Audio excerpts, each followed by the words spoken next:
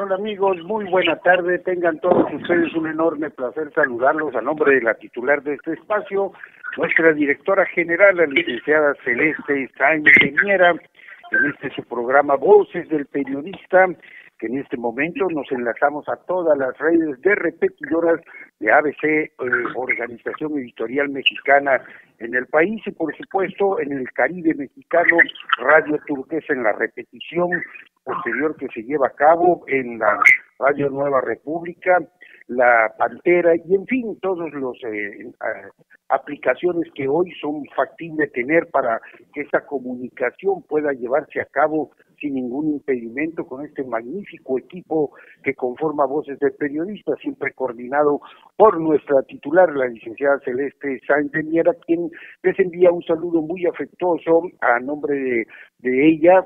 Está ella ocupada pues en estos temas que corresponden a nuestro Club de Periodistas de México, pero tenemos una mesa como siempre extraordinaria con la participación de la maestra Ceci Tapia, Solidaridad 1000, también tendremos al maestro de maestros, al doctor don Raúl Villegas Ábalos y también la participación siempre atinada en los temas globales de los estados profundos del maestro don Rodolfo Sánchez Mena.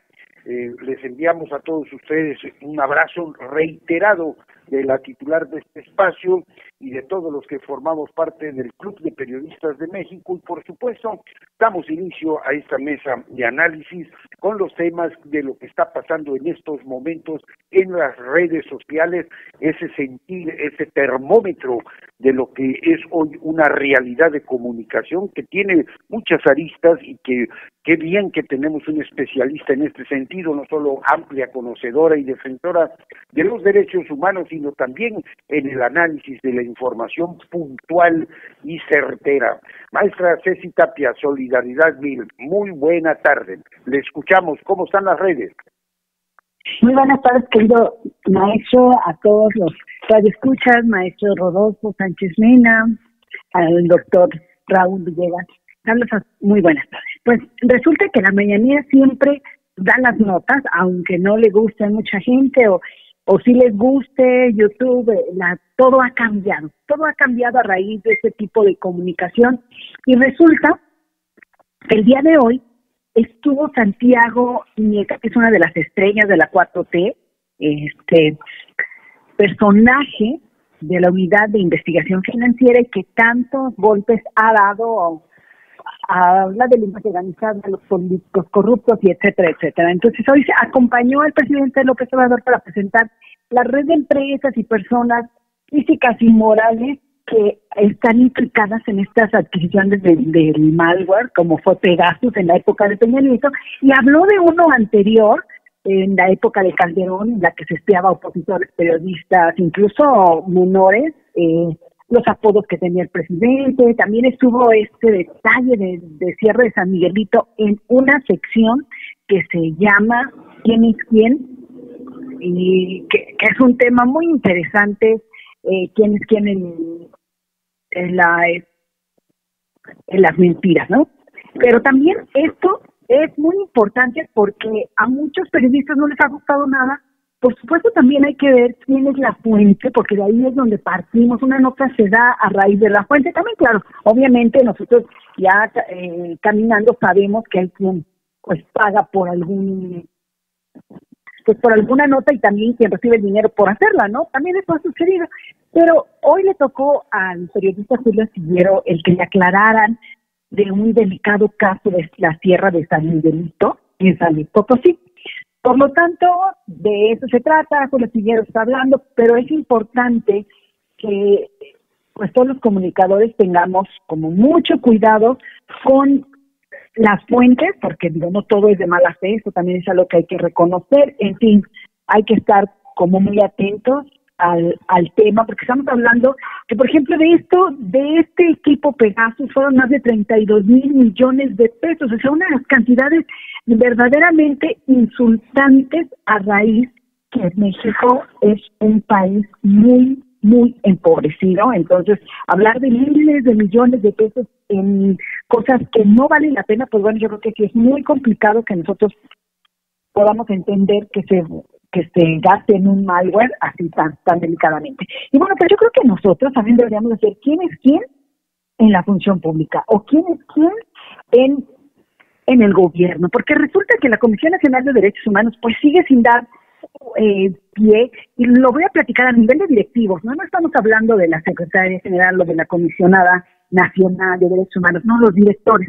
¿Qué está pasando? Cuando creen que pueden negociar, porque eso es muy importante de decir, los derechos humanos no son tema de negociación, los derechos humanos tienen en parte ya inherente a nosotros los humanos, por supuesto, entonces no se negocian. Yo creo que eso es algo que está pasando, y resulta que la directora de la tercera visitaduría de la Comisión Nacional de Derechos Humanos exige que se despida, y eso es importante, a una activista que está haciendo una defensa, pero se empiezan a atacar a los activistas para negociar, porque además así lo indica, casi se cae la negociación. No, los derechos humanos no son tema de negociación, y yo creo que la Comisión Nacional de Derechos Humanos bien podría tener ojo y ver quién es quién en el gobierno, porque entonces esto no está pasando, y en un tema tan delicado como es la fabricación de culpa,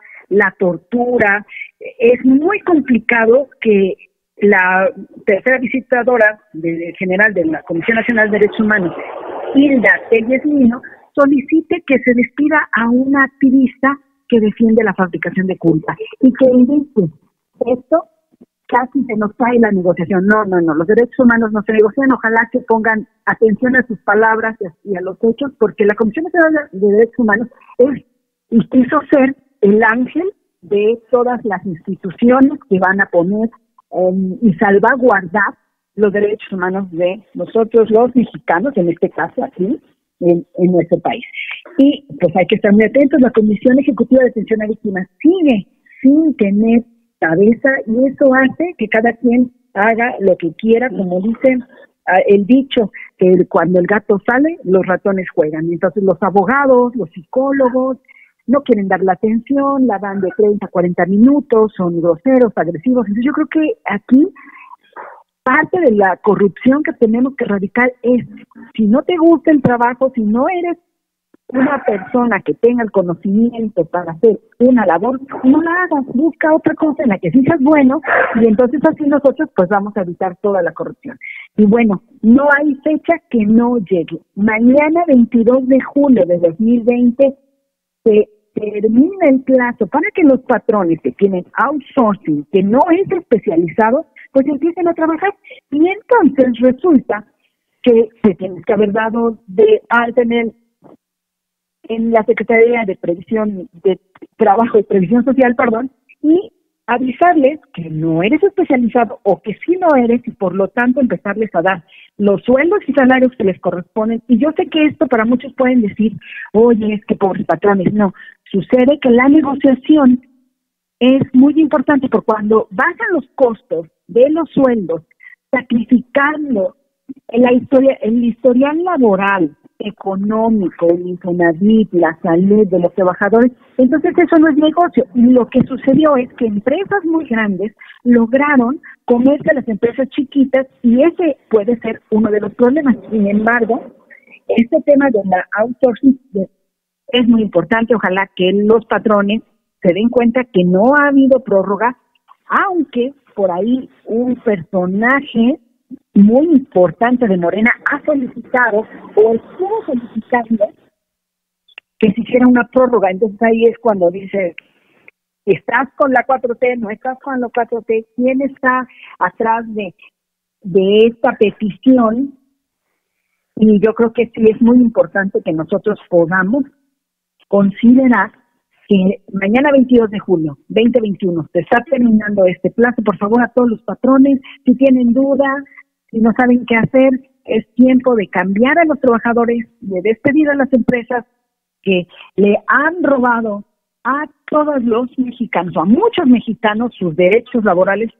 Y bueno, esperemos que ya estén listos, pero mañana se cumplen los 90 días que a partir del 23 de abril el presidente de la República anunció por decreto que se iba a terminar y que se iba a prohibir el outsourcing en el país, no es algo especializado. Y no sé, maestros, si tengan alguna duda, pero yo creo que esto es lo más relevante de lo que ha pasado en las redes sociales. Sí, efectivamente, maestra Ceci Tapia, es importante puntualizar que la mañanera pues marca la agenda prácticamente de los temas más importantes del día y que hoy en ese análisis que señala muy atinadamente maestra Ceci Tapia en el aspecto de Julio Astillero, pues es parte de ese ejercicio al que debemos irnos acostumbrando y definitivamente no mostrar piel sensible, sino saber entender que es parte de un nuevo mecanismo en el que nos invita estas observaciones a ser mejores, a ser más responsables en este ejercicio hermosísimo del periodismo, donde efectivamente no hay infalibilidad, pero tampoco puede haber de tomarse decisiones o manejarse información si no ha sido debidamente corroborada, sobre todo cuando se tiene un cierto precedente de probidad en el trabajo de información. Yo creo que más que una respuesta descalificadora a este ejercicio en la mañanera, pues de esto debe ser un sistema de recomponer precisamente la información y que queda claro que no hay una consigna hacia ningún comunicador, es cuando no se da la información adecuada o no se tienen los elementos con toda la fundamentación en donde se hace la aclaración de los diferentes temas. Me parece muy interesante este ejercicio y ojalá siga teniendo la dimensión que se le está dando, porque definitivamente tenemos que entender que se acabaron los cercos mediáticos, se acabaron las grandes verdades, las únicas verdades, y que en el derecho de réplica y en el debate, pues es válido hacer este tipo de observación, maestra. No sé cómo lo vea. Yo también creo que es válido, maestro, porque pues si nosotros decimos la verdad, no creo que nos ganemos un pinuchín de oro, ¿verdad? Entonces, parte del ejercicio de la comunicación, o sea, señalabas muy atinadamente, hay que cuidar la fuente, hay que saber manejar incluso el concepto, presuntamente a dar una información como un hecho concreto. Por ejemplo, si vemos en las notas que sale de pronto, el presidente del Tribunal Electoral dice que está siendo objeto de una presión por parte de Santiago Nieto.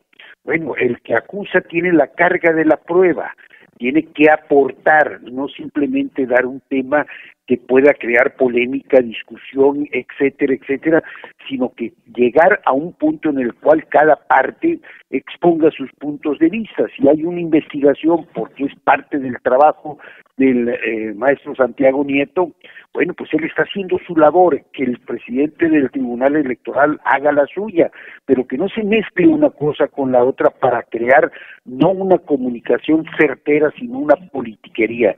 Esa sería mi visión como comunicador y mi opinión al respecto, maestra Ceci. Pues una excelente opinión, ya nos vamos a corte. Exacto. Ya nos vamos a corte. Vamos a corte y regresamos.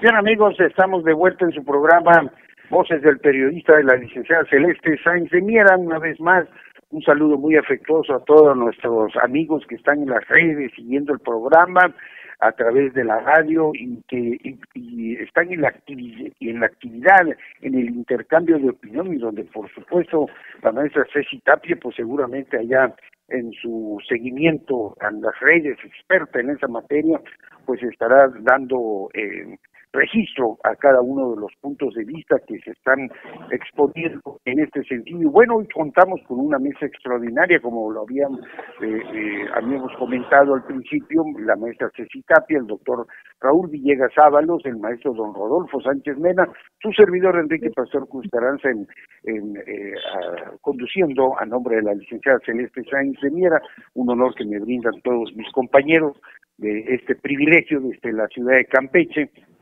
y allá en el aspecto técnico, pues Jonathan Álvarez. Y bien, pues el maestro doctor Raúl Villegas Ábalos tiene una visión muy interesante en el entorno internacional, doctor, en lo que está sucediendo en Cuba, qué repercusiones puede tener esto en la geopolítica y de qué manera podemos irle interpretando para darle seguimiento acertado precisamente en el punto de vista de los entretelones o los hilos que mueven toda esa mareja de acontecimientos y de intereses. Y qué mejor que usted, maestro doctor Raúl Villegas Ábalos, para ilustrarnos en la materia. Le escuchamos, maestro. Muchas gracias, maestro. Bueno, pues el comentario que ahora podemos hacer es que siguiendo los acontecimientos que derivaron después del asesinato del presidente de Haití, que aquí mismo se comentaron, Jovenel Moïse, hablábamos ya desde aquel entonces, hace 3 semanas, de un proceso de desestabilización continental, pero sobre todo en el área del Caribe, que iba en avance y que se había incluso agudizado después de la llegada a la presidencia de Joseph Biden. Es decir, de manera un tanto paradójica, se pensaba que las medidas de acoso hacia la isla por parte de Trump, con la adopción de más de 4,000 medidas extras que se sumaban al bloqueo de la isla. Sin embargo, con la llegada de Joseph Biden, lejos de disminuir esta política de acoso a los países y de agresión a los países que no se someten a los dictados de Washington, lejos de esto, lo que estamos viendo es una intensificación de las medidas de desestabilización, no solamente en Haití. Ahora sabemos, conforme van pasando los días, se aclaran un poco más los motivos que llevaron a un grupo de mercenarios colombianos al asesinato del presidente haitiano, Jovenel, pero no se sabía más de eso. Ahora nos estamos enterando que algo que molestó mucho al gobierno norteamericano fue el enterarse de la relación cada vez más estrecha, digamos, una orientación en la política exterior del gobierno haitiano hacia Siria, hacia Rusia e incluso hacia Irán. Había abierto una serie de canales de comunicación y para el incremento del comercio exterior entre Haití, que es un país que prácticamente no tiene nada que comerciar como no sea los servicios turísticos. Haití es un país que no produce nada, no tiene una industria desarrollada, el campo no alcanza ni siquiera para responder a las necesidades más elementales de la población. Entonces, en esas circunstancias, el acercamiento del gobierno haitiano hacia los gobiernos de Rusia, de Irán, de Siria, parece que molestó tanto al gobierno norteamericano y ahora está investigándose los vínculos. Parece que en un caso por lo menos era evidente de los 18 mercenarios que se han detectado, por lo menos uno de ellos trabajaba, todos eran de nacionalidad haitiano-norteamericana, y uno de ellos trabajaba para el Departamento de Estado de los Estados Unidos. Pero la situación no quedó ahí. Hemos presenciado como el 11 de julio, hace unos cuantos días, 9 días, por primera vez en muchos años, se organizaron manifestaciones importantes en Cuba. particularmente en La Habana, pero también hubo manifestaciones de repudio al gobierno en varias provincias del país. Dentro de lo que se ha podido detectar hasta ahora, la información que hemos recogido hasta el día de hoy, nos da cuenta de que una parte de los manifestantes eran jóvenes sin una posición política definida, pero que están cansados ya del régimen de estrecheces y de carencias tan importantes que azotan a la isla. Otra parte sí tenía la consigna directa de organizaciones de la mafia, particularmente cubano-estadounidense. Hay particularmente una que se llama SOS Cuba y que el día 11 contrató 1.500 cuentas desde entre el 10 y el 11 de julio para hacer difundir en la isla bots y algoritmos que llegaron a ser de millones de casos en cuentas particulares. Entonces, la presencia del gobierno norteamericano es indudable, pero también la situación económica de Cuba es verdaderamente catastrófica. Prácticamente ha sufrido un bloqueo desde la época de Eisenhower, se intensificó después con John Kennedy, bajó un poquito la presión en el gobierno de Obama, aumentó nuevamente con Trump y ahora es una presión que impide que a la isla llegue cualquier tipo de alimentos, de medicamentos, de gasolina, de autopartes, es decir, hay una intención de estrangular a la isla y ha ofrecido en esas condiciones Joseph Biden el apoyo al pueblo cubano bajo la bandera de apoyo humanitario, la misma bandera que han utilizado desde Yugoslavia, pero que también aplicaron en Irak, en Siria, en Irán y ahora lo está utilizando contra Cuba, haciendo un llamado abiertamente a la población para el levantamiento y el levantamiento popular y el derrocamiento del gobierno cubano. No podemos desconocer que la isla atraviesa por muchas carencias. La pandemia vino a disminuir en un 75% los ingresos que percibía el gobierno por concepto de turismo. Entonces, en Cuba literalmente el pueblo se está muriendo de hambre. Esta es una realidad, pero también es una realidad que la intención del gobierno de Joseph Biden de aprovecharse de esta situación para regresar nuevamente a la isla, derrocar el gobierno popular que existe y pues hacerse de las principales fuentes de riqueza que ofrece la isla. Esto va a continuar seguramente o ya está en proceso en Venezuela y tendremos que estar muy al pendiente en México para denunciar a tiempo todas estas maniobras para crearle problemas a un gobierno cuando tiene una política que en donde se ven afectados los intereses de las empresas norteamericanas o sospechan que puede afectarlos. Este sería mi comentario. Creo que el proceso va en marcha en toda América Latina, pero también ha habido otros acontecimientos como la llegada del nuevo presidente de Perú, un indígena del pueblo que tiene un proyecto muy avanzado. En su momento lo comentaremos, por lo pronto lo dejaría yo hasta este nivel.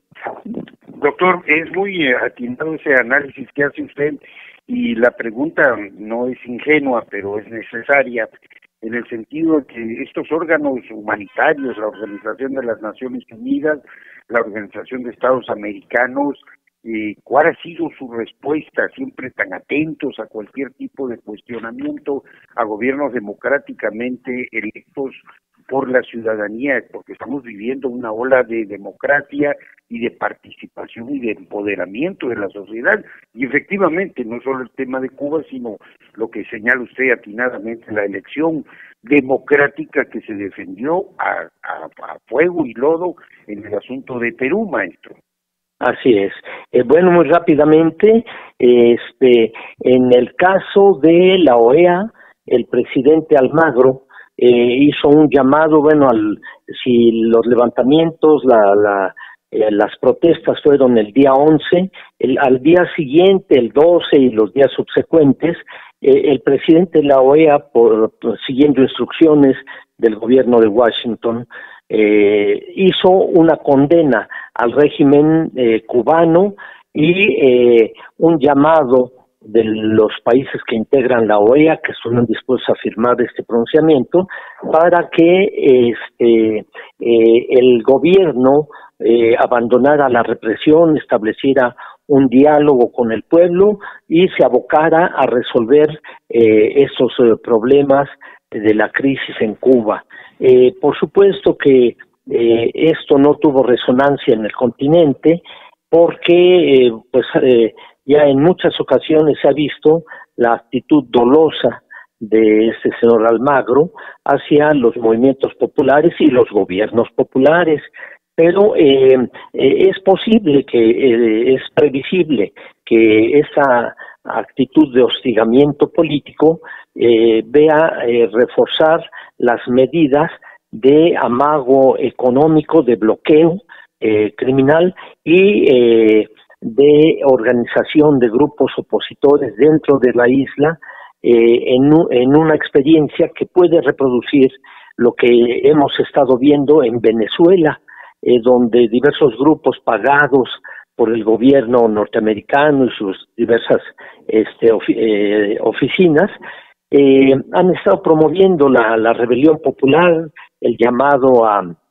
derrocar al gobierno de Nicolás Maduro y sobre todo en este momento en que ha podido sostenerse el régimen de Maduro y el precio del petróleo empieza a aumentar de una manera muy significativa. Esto es un anzuelo, más bien es algo muy atractivo para las empresas anglo-norteamericanas de la energía.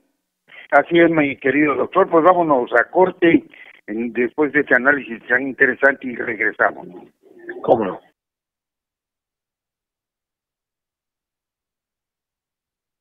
Continuamos en su programa Voces del Periodista, reiterándoles el saludo afectuoso a todos quienes a través de las redes pues están atentos a su programa Voces del Periodista, con una mesa que integra el liderazgo de comunicación plural y abierto que ha caracterizado Voces del Periodista con la licenciada Celeste Sáenz de Miera.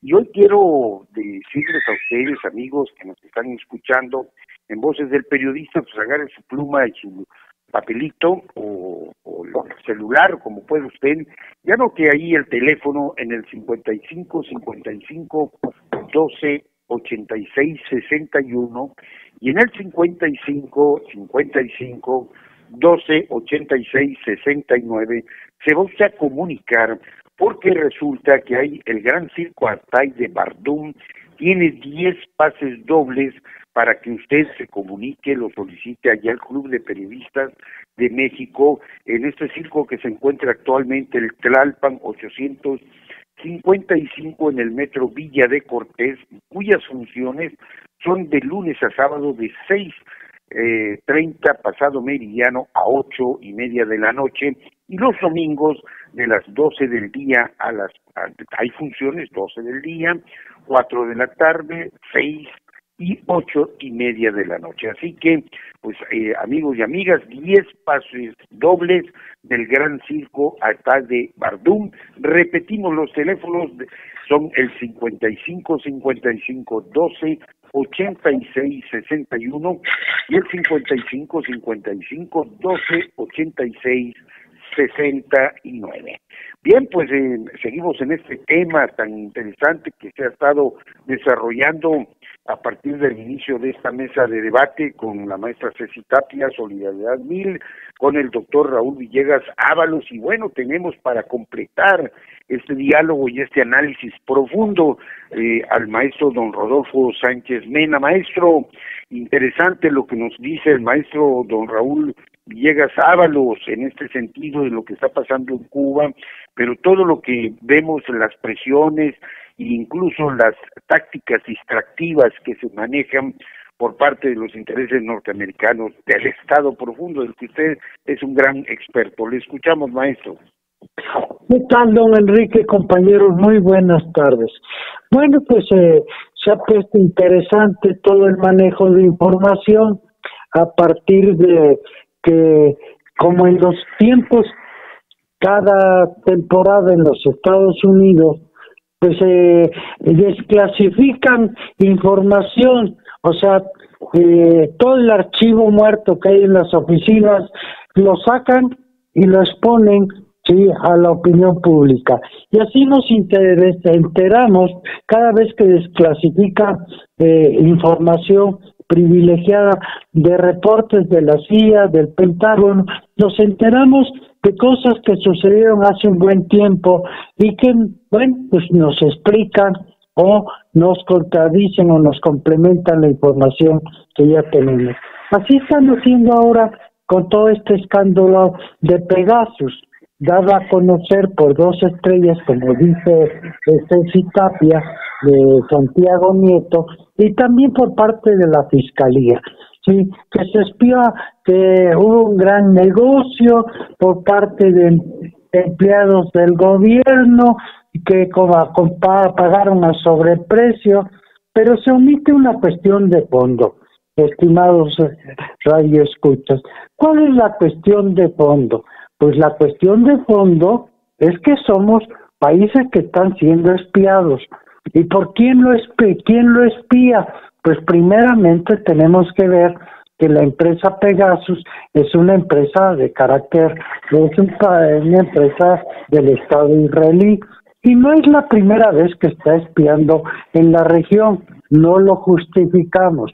Lo importante es descubrir en el momento que está sucediendo, porque no nos cabe duda que al tirar todo este archivo muerto, pues bueno, pues se está sepultando ya bajo tierra, ¿sí?, el gato muerto, ¿sí?, como le hacen los médicos, ¿no? Sí, cuando a algún paciente se le muere, bueno, pues se entierra. Aquí lo que está pasando, simple y sencillamente, pues que estamos en medio de una nueva ciberguerra. Sí, ¿qué es la ciberguerra? La ciberguerra es todo un montaje de equipos sofisticados de inteligencia para promover cambios geopolíticos en la región. Esto es lo que está sucediendo hoy en Cuba, ¿sí? Ese es el artículo que incluí esta semana para el periódico Voces del Periodista y que le llamo La Nueva Cuba, Guerra Híbrida, Ciberguerra. Sí hemos hablado de guerra híbrida, pero el capítulo de ciberguerra o ciberwar es lo que sucedió en México con el Pegasus, ¿sí? Así como lo que le están haciendo hoy a Cuba, a eso estuvo ahí, México ha estado sometido a la ciberguerra. Y así como don Santiago Nieto y la Fiscalía dan el informe de qué, en cuánto se gastó, sería importante que el aparato de inteligencia del gobierno mexicano nos ponga al tanto de qué está sucediendo en esta parte tan fundamental como es el ciberespionaje y la ciberguerra y el impacto que esto te está teniendo en nuestro país. Porque si lo que está aplicándose en Cuba, pues no puede ser restringido a Cuba, tiene que ver con todo lo que está sucediendo en Venezuela, en Nicaragua, en Centroamérica y en México. Entonces sería muy importante que el jefe de inteligencia del gobierno de López Obrador fuera a la mañanera y que ahí dijera, bueno, esto ya es pasado, pero lo que está sucediendo hoy en materia de ciberespionaje, ¿sí?, en materia de ciberguerra en nuestro país, y que está llevando, que es parte de lo que está sucediendo en buena parte del territorio nacional, con, por ejemplo, cómo está un símbolo de nuestro país fundacional y de nuestra Constitución, como es Apatzingán, tomado por un ejército de ocupación y al que nadie puede mover. Eso es parte del aparato de la ciberguerra y de la guerra híbrida. Por cierto, si en este gobierno nada más se reconoce de manera anecdótica que hay golpes blandos en México, que se promueve, y que ya se han dado golpes blandos en América Latina. Pero yo no he escuchado una sola ocasión de que se hable de la guerra y de la guerra híbrida en nuestro país, y cuáles son las consecuencias de que los aparatos del Estado profundo y de otros estados como es Israel, y financiado en el caso de Pegasus por los servicios de inteligencia inglesa, participen, cómo participan y cómo actúan abierta y descaradamente en nuestro país sin ningún obstáculo.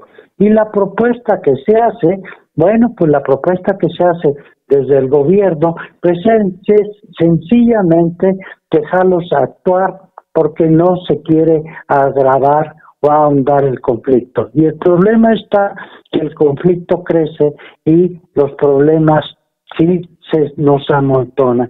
Como lo estábamos comentando con el caso de con don Enrique, de las aguas turbulentas que hay ahorita en este momento en el Caribe, y que permiten que se asalte con toda impunidad una plataforma de Pemex.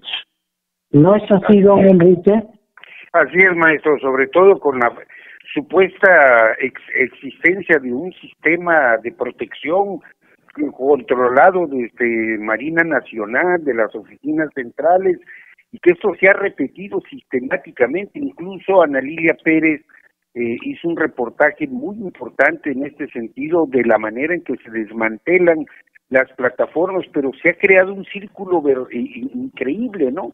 Porque son los mismos que roban, son los mismos que son proveedores del equipo técnico especializado para la exploración y explotación petrolera, y esto no nos deja más que total y completamente sorprendidos, porque pues es muy fácil detectarlo en un momento determinado. Entonces, si no opera la inteligencia y estos equipos de seguridad donde se supone que se adquirieron para la protección, y aquí hay incluso una historia muy dramática de un secretario de gobierno, tanto en el gobierno de los 3 años que le tocaron como presidente de la República a Felipe Calderón, como los siguientes 3 años que le tocó a Enrique Peña Nieto, pues nunca pasó el examen de control de confianza, pero se mantuvo como secretario de gobierno. Increíble que en 2 gobiernos diferentes, de diferentes partidos, al menos en la forma y en el fondo, pues está claro que es lo mismo, y ahí está la actividad huachicolera, y ahí está toda esta serie de circunstancias, maestro, que usted tan atinadamente señala. Que pues esto tiene que prender las luces de alarma, porque se operó desde la Secretaría de Gobernación con un presupuesto multimillonario. Lo comentaríamos ahorita que regresemos en el último corte. ¿Le parece bien, maestro? Perfecto. Vamos a corte y regresamos.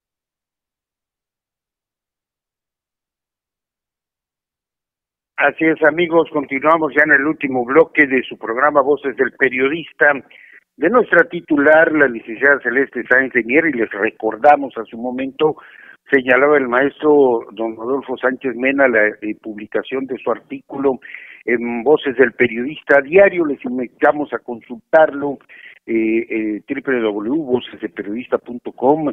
Ahí encontrará usted la participación, los análisis, los artículos de todo el equipo que conformamos el Club de Periodistas de México, independientemente también de cuando usted quiera ver Voces del Periodista impreso, y también en la hemeroteca y en la radioteca y en los archivos, todos los programas de Voces del Periodista que dirige nuestra líder de opinión la licenciada Celeste Sáenz de Mier, a quien le enviamos un saludo muy afectuoso, todo su equipo. Maestra Ceci Tapia, puso usted el tema del día sobre la mesa con este análisis de la mañanera.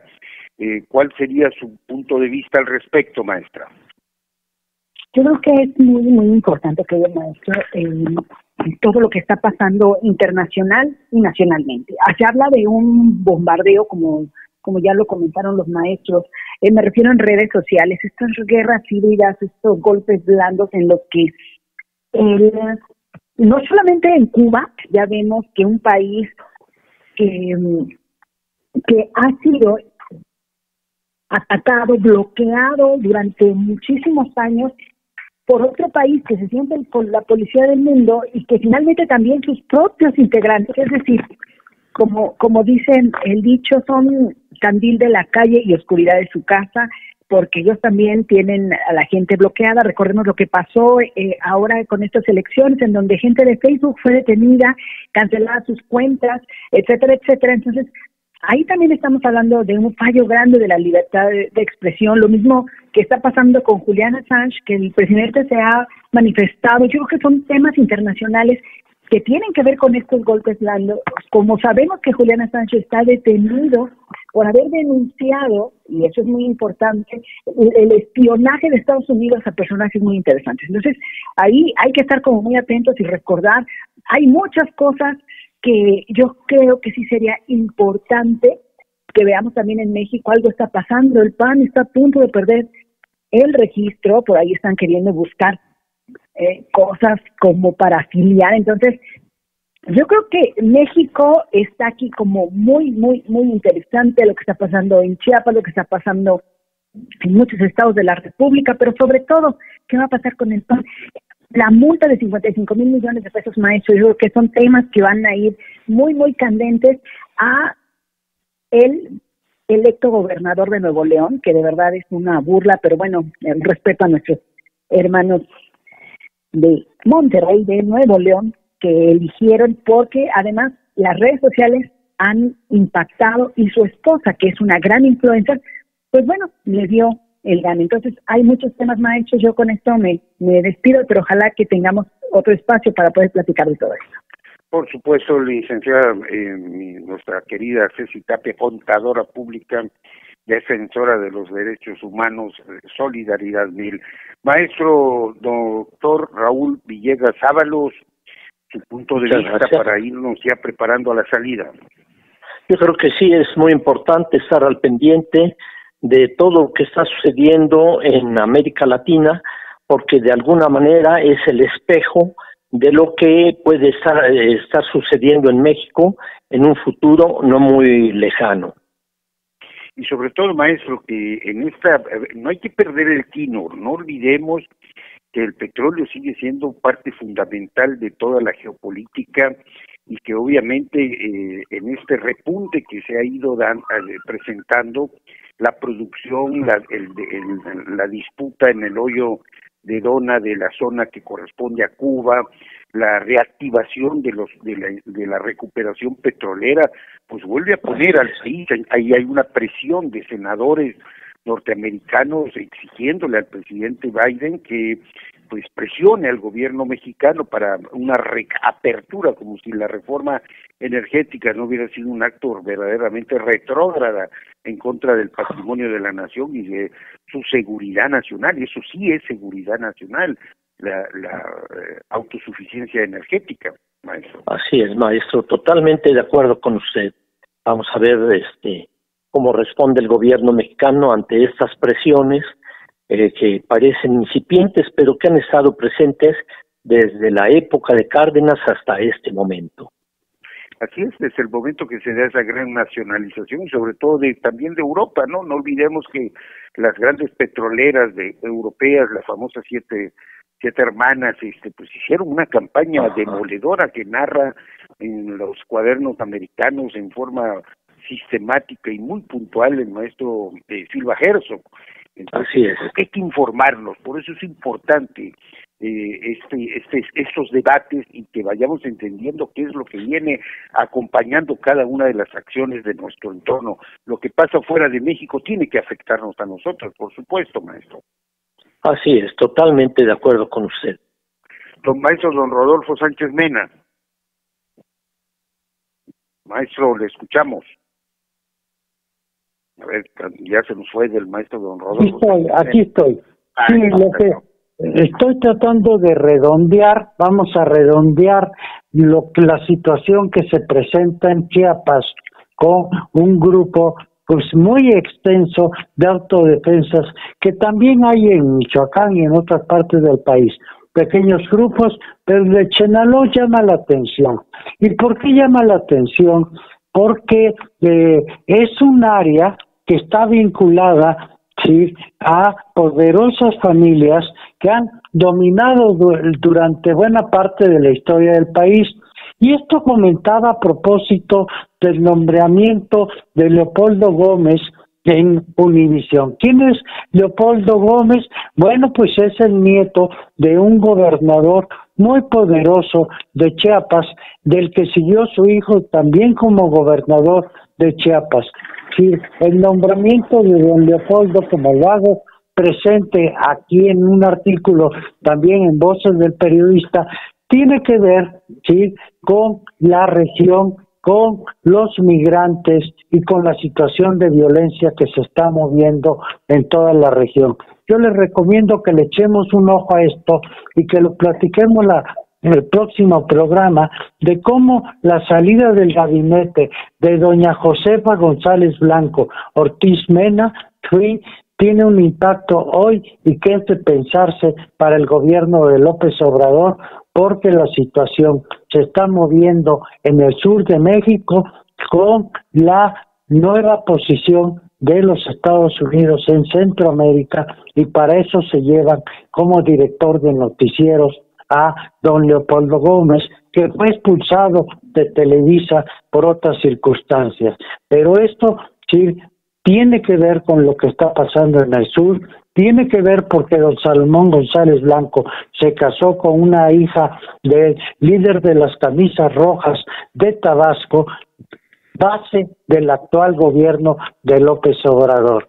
Si recordamos todo esto, vamos a ver y vamos a encontrar unas claves de cómo Tomás Garrido Canaval, el líder de las camisas rojas, tiene que ver con distinguidos personajes en el gobierno de López Obrador y en sus orígenes. Así lo vamos a ver.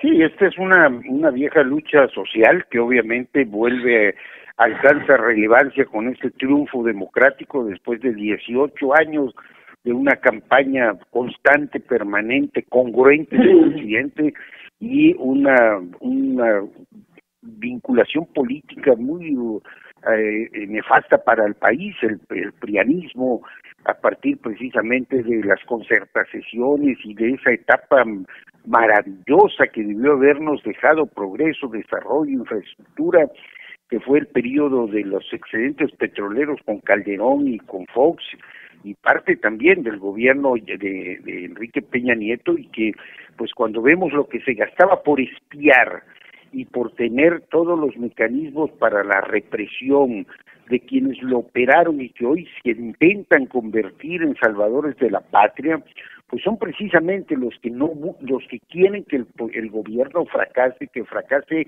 la democracia en nuestro país para volver a caer en las mismas garras que saquearon la riqueza petrolera, que convirtieron los derroches económicos de grupos de cuello blanco en deuda pública que todavía pagamos onerosamente los mexicanos y va por varias generaciones, como es el Fobaproa, y los que no quieren que haya verdades, quieren que haya ocultamiento y que ni siquiera en este tema que mencionaba usted, maestro, en el sentido de estos cadáveres de temas que aparecen que ya no tienen ni oficio ni beneficio, como es el asunto de Pegasus, pues hay una historia de mezquindad profunda en este sentido al respecto, maestro, ¿no es así?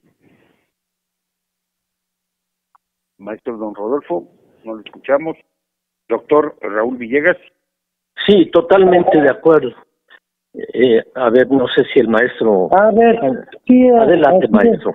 No, sí, maestro, con mucho gusto. Pues bueno, pues vamos a redondear esta situación en donde equipos como Pegasus, pues en última instancia, forman parte de otra etapa más atrás de la que tenemos que seguir insistiendo de cómo participó los servicios de inteligencia en la guerra centroamericana y cómo la situación de la guerra centroamericana pues dio toda esta parte de la guerra en los países de nuestra frontera, pues son la base y la plataforma de la migración masiva a los Estados Unidos.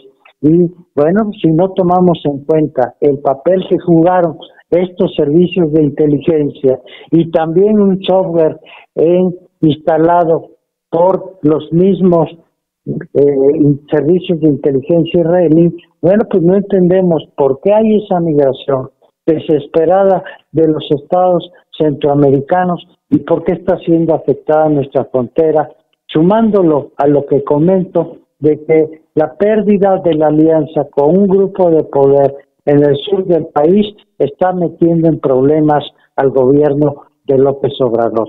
Gracias, maestro. Pues ya lamentablemente nos ha ganado el tiempo, maestro.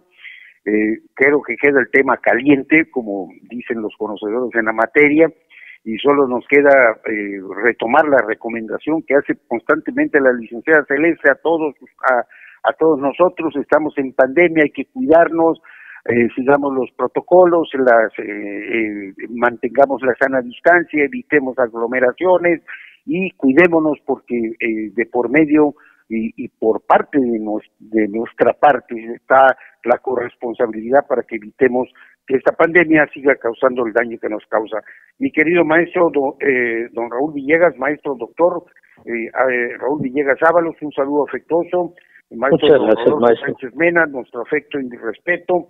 Maestra Ceci Tapia, a nombre de la licenciada Celeste Sáenz de Miera, les enviamos un saludo muy afectuoso. Muy buena tarde y sigan la programación de ABC Radio de México.